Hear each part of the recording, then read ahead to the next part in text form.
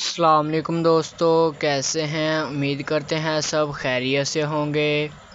آج ہم لائے ہیں آپ کے لیے ایک اور نئی اور انفارمیٹیو ویڈیو۔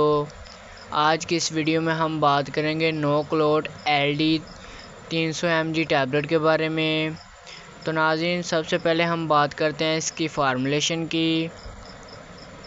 تو اس کی فارمولیشن کلوپیڈوگریل ہے۔ ناظرین، یہ CCL کمپنی کی پروڈکٹ ہے۔ تو ناظرین، آج کی اس ویڈیو میں ہم جانیں گے اس کے فوائد، استعمالات اور کنٹراڈیکیشن۔ تو سب سے پہلے ہم بات کرتے ہیں اس کے استعمال کی۔ تو ناظرین، نوکلوٹ ٹیبلٹ کو دل کے مریضوں میں بھی استعمال کروایا جاتا ہے، اور اس کے علاوہ فالج کے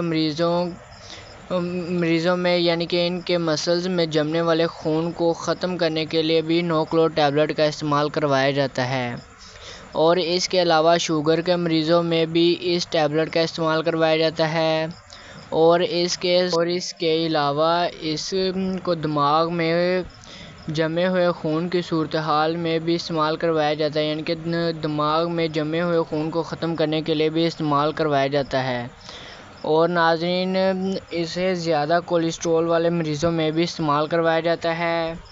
تو ناظرین، اب ہم بات کرتے ہیں اس کے سائیڈ ایفیکٹ کی۔ تو اس کے زیادہ لمبے عرصے تک استعمال کرنے سے دل کی گھبراہٹ ہونا، الٹی کی کیفیت ہونا، متلی کی کیفیت ہونا وغیرہ شروع ہو جاتا ہے۔ اور ناظرین، اب ہم بات کرتے ہیں کہ اس ٹیبلٹ کو کن کن مریضوں کو نہیں استعمال کروایا جاتا۔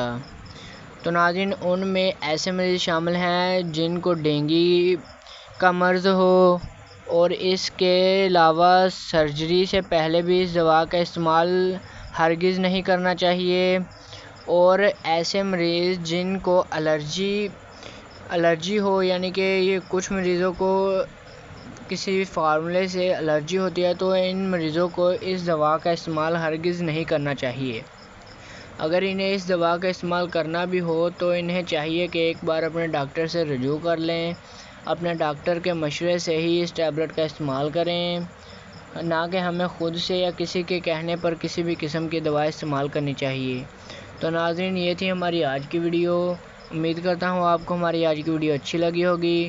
تو ہمارے چینل کو سبسکرائب کرنا، بیل آئیکن کو آن کرنا، تاکہ ہماری آنے والی ویڈیوز کی انفارمیشن سب سے پہلے آپ تک پہنچ سکے۔ تو ملیں گے ایسی ہی انفارمیٹیو ویڈیو کے ساتھ۔